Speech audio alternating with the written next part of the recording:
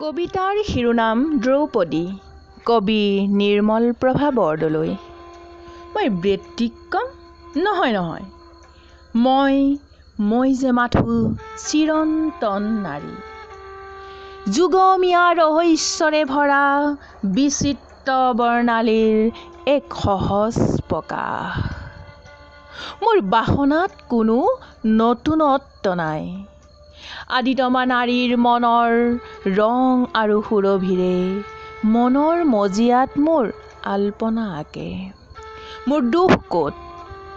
মই মাথো কৰি গ'লো সত্যৰ সহজ স্বীকাৰ, যিবোৰ স্বীকাৰ ভণ্ডামীৰ মুখাৰ তলত সৰ্বদাই গুপ্ত হৈ থাকে।